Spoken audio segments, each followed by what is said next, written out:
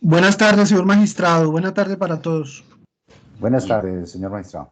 Muy bien. Entonces, siendo las 2:31 de la tarde del día 9 de marzo de 2021, el suscrito magistrado sustanciador del Tribunal Administrativo de Caldas, Doredo y Barón Vivas, procede a reanudar la audiencia contraria al artículo 181 del Código de Procedimiento Administrativo y lo Contencioso Administrativa dentro del proceso radicado 17.001-2333-000-2019-00051-00, acumulado con el 17.001-2333-2019-00315-00, naturaleza reparación directa, demandantes María Victoria Poblador Ortiz y otros, demandados Albasalud ESE y SS Hospital de Caldas IPS, llamados en garantía Allianz Seguro y Seguros del Estado. A continuación, el despacho concederá el uso de la palabra a los asistentes a efectos de que hagan constar su asistencia. Parte demandante.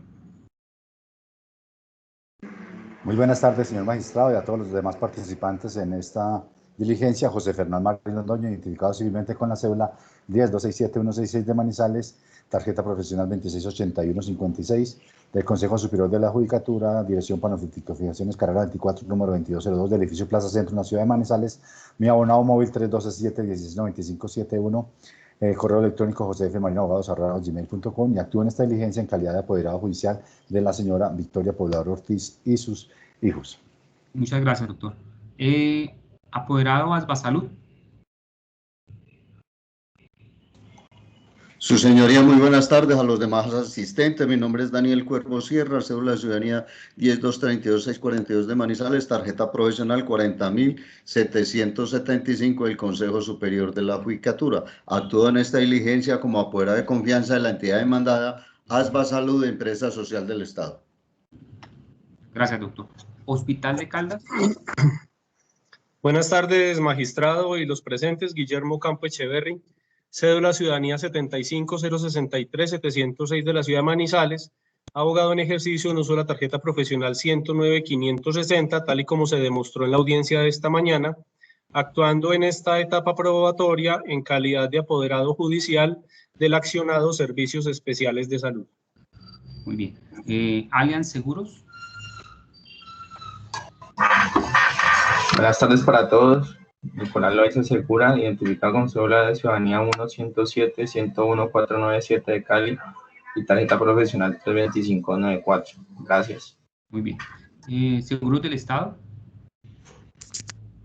Buenas tardes, Juan Sebastián Hernández Molina, identificado con cédula de ciudadanía 1607382 de Manizales y tarjeta profesional 174673 del Consejo Superior de la Judicatura. Soy el apoderado de Seguros del Estado S.A. Gracias. Señor agente del Ministerio Público. Buenas tardes, señor magistrado. Buenas tardes para todos. Alejandro Restrepo Carvajal, procurador 28, judicial 2, para asuntos administrativos de Manizales. Gracias, doctor. Bueno, quedó pendiente recibir el testimonio, prueba común del CES, Hospital de Caldas IPS y Asbasalud, consistente en recibir la declaración del señor Héctor Giovanni Ochoa Muñoz.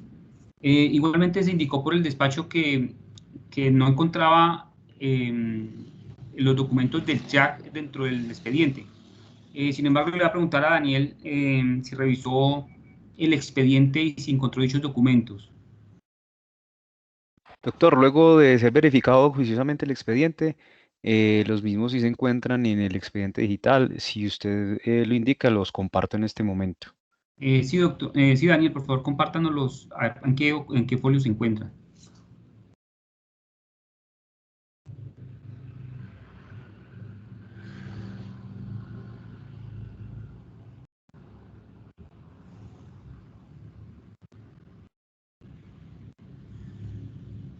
Muy bien.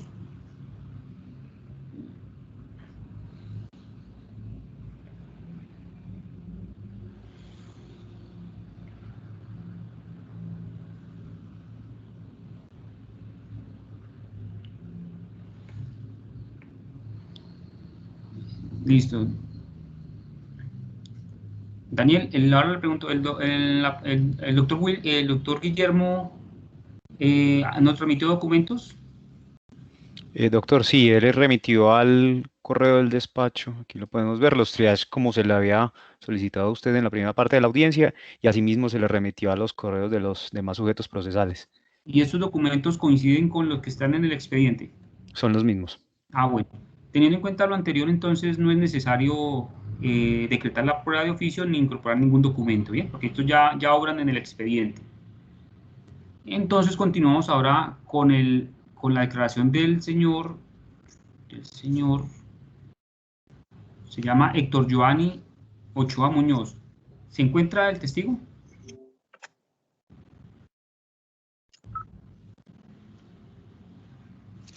Sí, magistrado, él ya se encuentra en línea.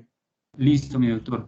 Bueno, señor Héctor, por favor, díganos su nombre completo y su número de cédula. Señor juez, buenas tardes. Mi nombre es Héctor Giovanni Ochoa Muñoz, cédula de ciudadanía 1053-806-106 de la ciudad de Manizales, tarjeta profesional como médico general 1053-806-106 del Colegio Médico Colombiano. ¿Usted actualmente a qué se dedica?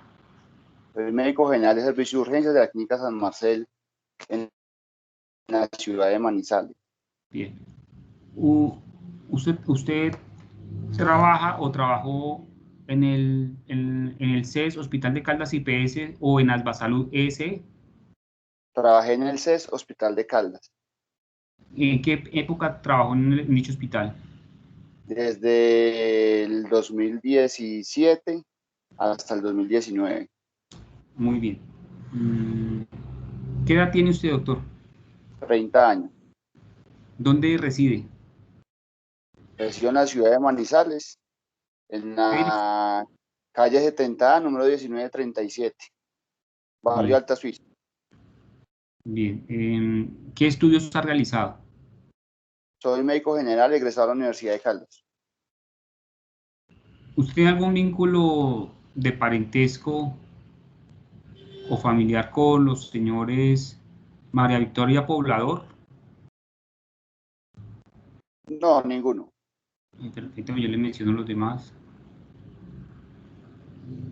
Alexandra Poblador. No, ninguno. Bien.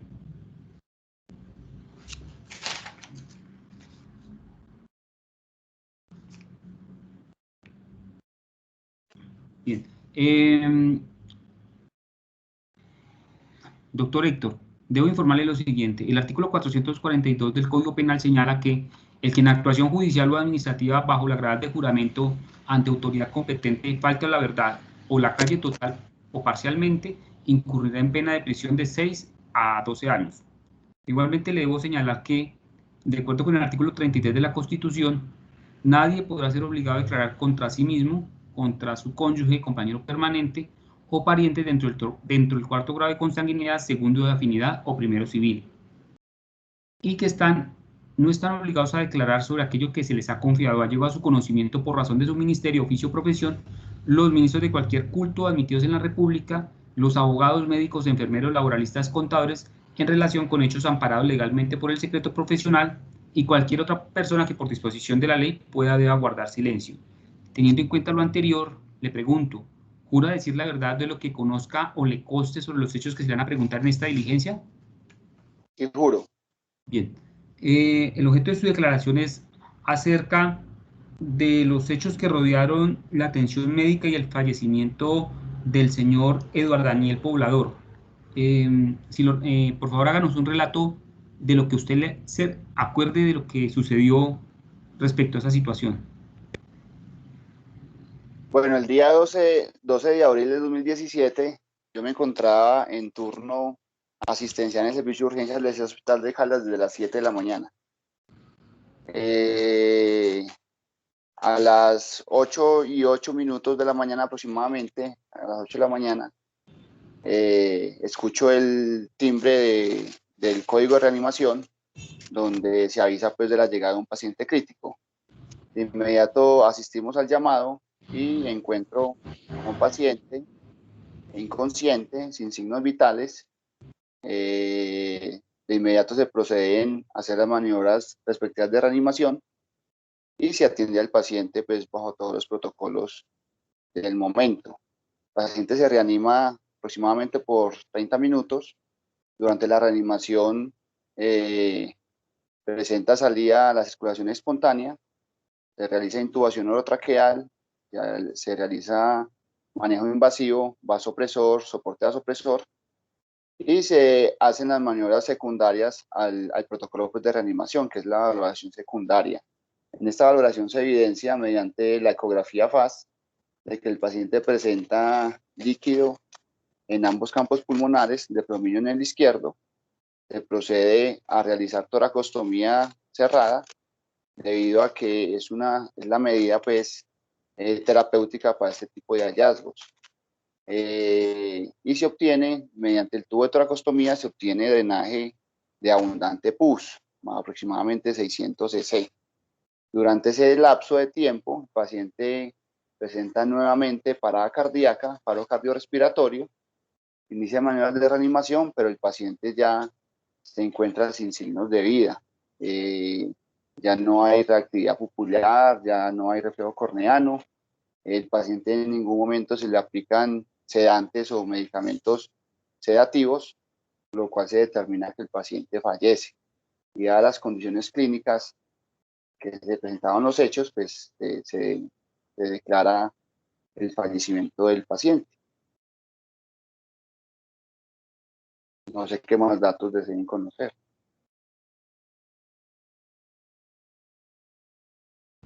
Previamente al ingreso del paciente en ese estado de urgencia, ese llamado crítico, ¿usted tuvo contacto con el señor Eduard Daniel Poblador? No, previo a ese llamado del equipo de reanimación, no tuve contacto con él. Bien. Ese líquido que se encontraba en los pulmones del paciente, ¿a qué se debía, si lo sabe? Pues es un líquido purulento, es pus. Eso se debe a una condición de un empiema, que es una complicación de una neumonía muy avanzada. Básicamente es como la causa primaria del empiema. Y ese, para que un estado para que una persona llegue a ese estado, ¿debe transcurrir mucho tiempo? ¿Se puede terminar en estos momentos?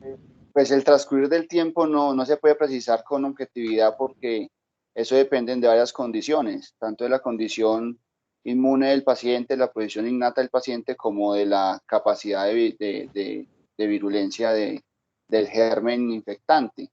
Diferentes tipos de bacterias generan unos desenlaces o unas evoluciones en las neumonías diferentes. Entonces, con certeza decir de que llevaba 15 días, 8 días, 2 días o un día, pues es difícil deducirlo. Pero de acuerdo al relato a los datos que en el momento refirió la madre del paciente que estaba con él, refería que él lleva más o menos una semana aproximadamente enfermo. Que había consultado a otra institución de salud días antes, se había fugado, al día siguiente había aparecido en la casa de la mamá, y que ya la mamá lo vio tan grave que decidió pues llevarlo al hospital. Eso es como lo que se sabía pues previo a la atención del paciente, y que el paciente tenía una farmacodependencia ya instaurada, que también puede en la mayoría de los casos empeorar mucho el pronóstico de las enfermedades infecciosas. Doctor, ¿usted sabe algo sobre la entrega del cuerpo a la familia? ¿Qué fue lo que pasó? Sí, pues inmediatamente yo fui el médico tratante, siempre en un estado de reanimación, en un episodio de reanimación, siempre hay un médico líder. Yo en un momento era el médico líder, y pues soy el médico que atiende al paciente, que hace la historia clínica, y que en dado caso se produzca la muerte del paciente, pues se certifique. Al tener conocimiento de las condiciones en las que llegó el paciente, de que se había fugado de otra institución de salud y de que no tenía antecedentes de peso para certificar la muerte, de que no era clara la causa de muerte, pues se decide solicitar una necropsia médico-legal, como está consignado pues en la historia clínica. El paciente fue trasladado a la morgue del hospital como el protocolo pues institucional, y a los 2 días me informan de que ninguna entidad competente judicial se hizo cargo del cuerpo del paciente, o sea, que no fue posible la solicitud de la necropsia médico-legal, por lo cual el cuerpo del paciente se encontraba en un estado de descomposición bastante marcado, con un edema generalizado y con mucho riesgo de estallido del cuerpo por la infección que tenía. Dado el riesgo de que esto implica para una institución de salud, riesgo en salud pública, riesgo de contaminación ambiental, se habla pues con la inmediato, con la persona de talento humano, con el abogado del momento, y se decide, bajo constancia de ellos, pues que se certifique el cuerpo para evitar una catástrofe ambiental, por lo cual 2 días después se certifica el cuerpo, se certifica pues la muerte como una muerte por causa natural, con una impresión diagnóstica de una sepsis de origen pulmonar, que fue lo que se evidenció con la salida de pus pues en el procedimiento de tracostomía. Gracias, doctor. A continuación, se le otorga el uso de la palabra al apoderado del Hospital de Caldas para que, si es su deseo, interrogue al testigo. Gracias, magistrado. Doctor Héctor Giovanni, buenas tardes. Buenas tardes, doctor Guillermo. De acuerdo a que usted fue, pues prácticamente fueron 2 médicos los que atendieron al paciente y usted fue uno de ellos, ¿usted le puede informar al despacho inicialmente el paciente por qué motivo ingresó a la institución CES Hospital de Caldas?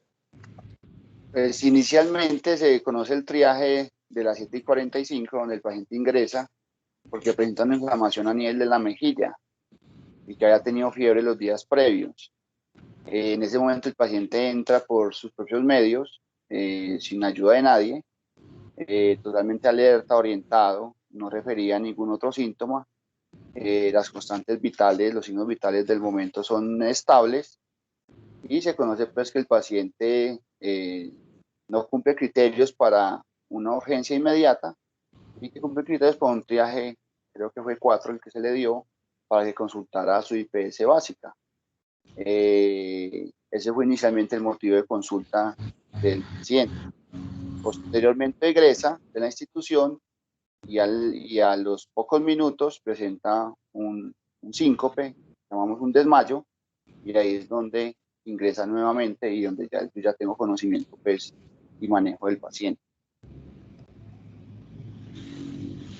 En el primer ingreso del paciente, ¿este paciente ingresó con algún estado o ingresó en alguna condición crítica de salud? No, como se constatan los signos vitales, el paciente no estaba hipotenso, no estaba taquicárdico, tenía alteración del estado de conciencia, ingresa por sus propios medios, con una glucometría que en el momento estaba normal, entonces no estaba febril, no tenía fiebre, no estaba requiriendo oxígeno, no tenía ninguna condición crítica aparente.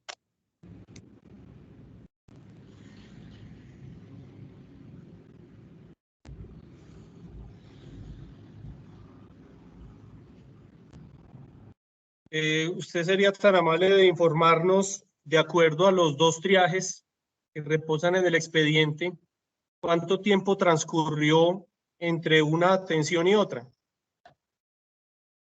Pues según el triaje inicial fue a las 7:45 y el segundo triaje, que fue en el momento en que ingresó el paciente y que ya tuve conocimiento, fue a las 8:08. O sea, aproximadamente 23 minutos transcurrieron desde uno y el otro triaje.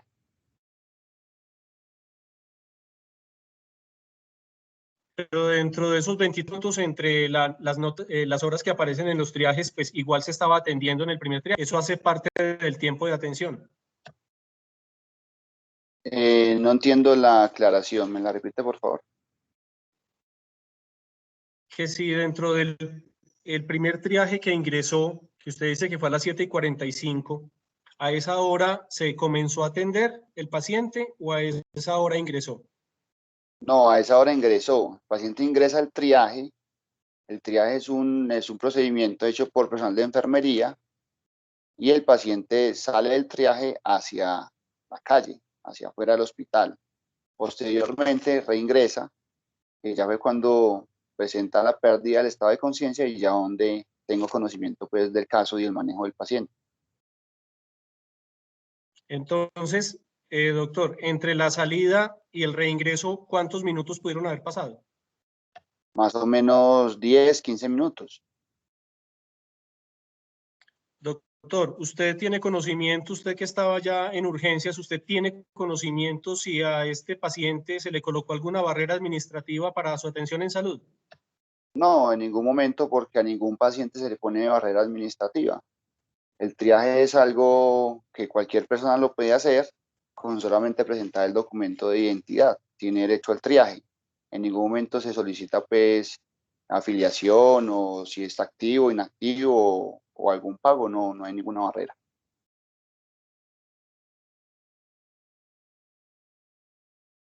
Doctor Giovanni, muy amable. Magistrado, gracias. No tengo más preguntas. Muy bien. A continuación se le otorga el uso de la palabra al abogado de Asbasalud. Honorable magistrado, no tengo preguntas para el testigo. Muchas gracias. Bien. Apoderado de la parte demandante. Muchas gracias, su señoría. Doctor Ochoa, Héctor Giovanni, manifiéstele a esta audiencia si su despacho queda, a qué distancia queda de la oficina donde se realiza el triaje a los pacientes cuando ingresan a la institución. ¿Cómo a qué distancia? ¿Me especifica, porfa, la pregunta? Su consultorio o su sitio de despacho dentro del hospital, ¿a qué distancia queda de la oficina donde hacen el ingreso o triaje de los pacientes al hospital? No, pues los consultorios son 4 consultorios y cada uno está a una distancia más o menos de 3 metros. Yo la verdad en el momento no recuerdo en cuál de los 4 consultorios estaba, pero no es más de 20, 30 metros. Manifiéstele al despacho si tiene usted conocimiento, si el triaje hace parte integral de la historia clínica de cualquier paciente. O sea, todo paciente tiene derecho al reporte del triaje. Mientras el paciente no ingresa a la institución, es un reporte único, pero si el paciente ingresa a la institución, pues el triaje debe estar incluido en la historia clínica. Manifiéstele al despacho y en su calidad de médico líder tratante de ese día, ¿sabe usted por qué le informaron al Fray de Jesús, persona a la cual le entregaron el cadáver del señor poblador Ortiz, a las 8:30 que él había fallecido y no le hicieron a su señora madre que se encontraba dentro de las instalaciones? No tengo conocimiento de esa llamada ni de ese contacto. No es más, su señoría, muchas gracias. Muy bien. Apoderado de la aseguradora Allianz. Su señoría, qué pena una aclaración ahí. Sí, señor. La información del deceso del paciente se hace por parte del médico tratante y yo personalmente fui el que le comuniqué a la señora madre sobre el fallecimiento del paciente. Es más, en una oportunidad anterior, cuando el paciente estaba en la fase crítica, cuando el paciente salió inicialmente a una circulación espontánea, yo salí y le informé a la madre sobre el estado crítico del paciente. Le dije el riesgo que tenía de complicarse y pues las posibles complicaciones que podría tener. Luego de eso, cuando se hace el fallecimiento, cuando ya se declara la hora de muerte, se le comunica a la madre y personalmente fui quien le dio la información a la madre. Entonces, como para tener eso aclarado ahí, por favor. Eso fue el mismo día de la defunción. El mismo día de la defunción, sí, señor. Bien. A continuación, entonces, se le otorga el uso de la palabra al abogado de Seguros Allianz para que si su deseo interrogatorio. Sin preguntas, señor magistrado. Gracias. Muy bien. Apoderado Seguros del Estado. Sin preguntas, su señoría. Muy bien. Señor agente del Ministerio Público. Sí, señor magistrado, gracias. Voy a formular una pregunta al doctor Ochoa. Doctor Ochoa, le agradezco que usted me aclare lo siguiente, de acuerdo con las respuestas que ha dado. ¿Por qué razón al momento en que se se realiza el triaje y la primer valoración al paciente, a la víctima, no fue posible en ese momento identificar los síntomas o los signos que indicaban el estado crítico que no pudieron constatar en ese momento. ¿Por qué razón no fue posible identificar esas circunstancias y esos síntomas de la situación que aquejaba al paciente, la situación crítica de salud que tenía el señor que acudió ante el servicio de salud? Inicialmente uno en un estado de patología de cualquier persona, pues uno se basa en los signos vitales para usted definir el riesgo que tiene ese paciente de estar complicado o no estar complicado para una clasificación.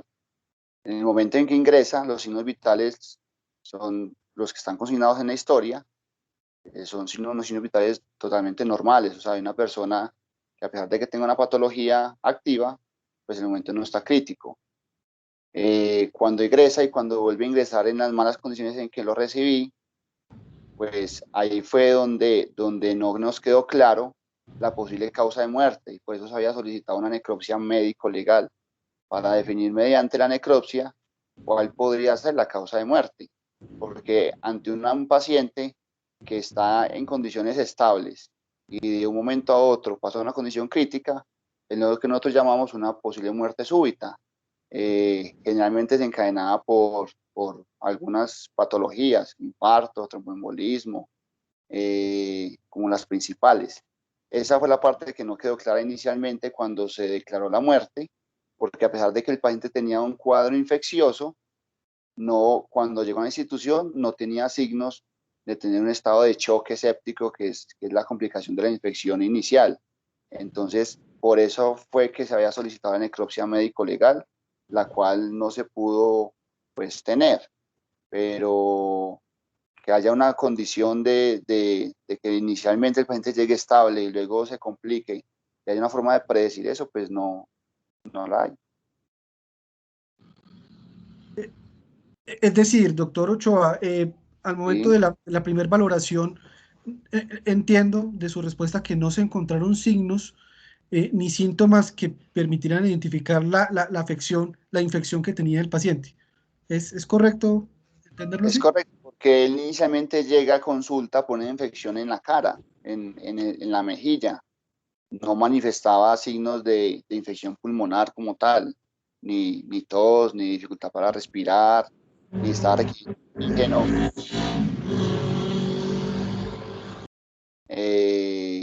Entonces, inicialmente él llega estable, o sea, no manifiesta las condiciones de infección que se constataron después.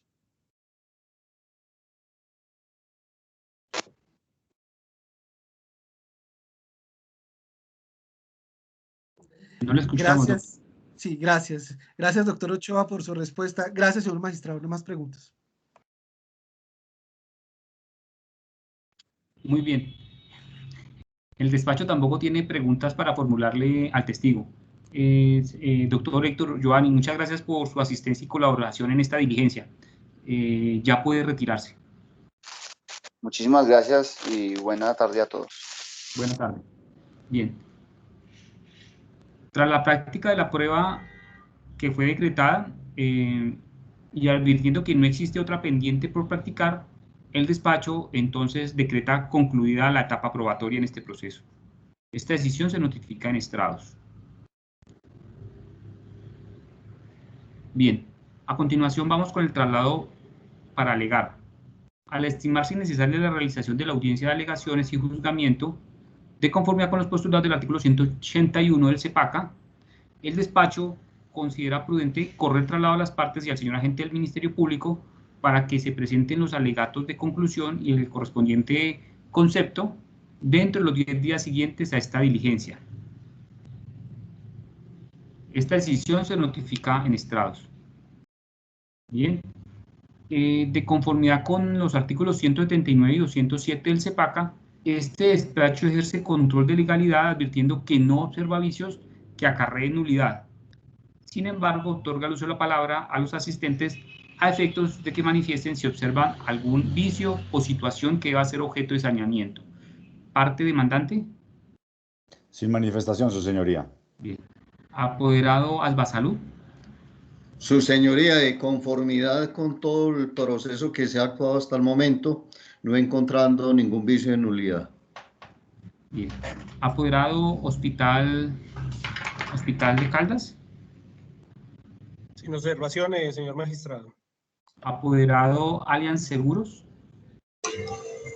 Sin observaciones, señor magistrado, gracias. Apoderado Seguros del Estado. Conforme con el proceso hasta este momento, honorable magistrado. Bien. Señor agente del Ministerio Público. Señor magistrado, el Ministerio Público no tiene observaciones. Bien. Entonces, de acuerdo a lo anterior, se declara saneado el proceso hasta este momento. Esta decisión se notifica en estrados. Bueno, finalizado el objeto de la presente diligencia e indicando que todo lo acontecido en ella ha quedado registrado en audio y video, se cierra la actuación siendo las 3:02 minutos de la tarde y se deja constancia que todo lo actuado ha quedado registrado en audio y video. Muchas gracias por su asistencia y colaboración. Gracias, su señoría. Buenas tardes. Muchas gracias, señoría. Buenas tardes. Muchas gracias, buenas tardes. Muchas gracias, señor magistrado.